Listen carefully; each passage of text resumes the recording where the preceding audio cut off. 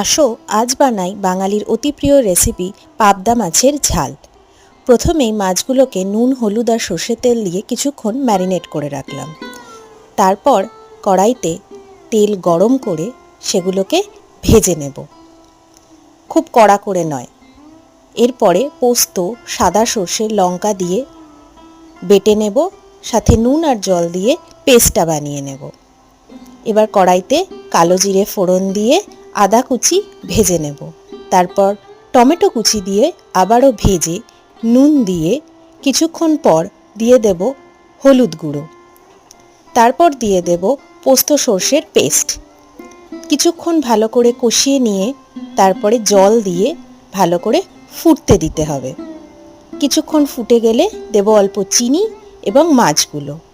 ব্যাস কিছুক্ষণ ফুটলেই রেডি হয়ে গেল প্রিয় পাবদা মাছের ঝাল।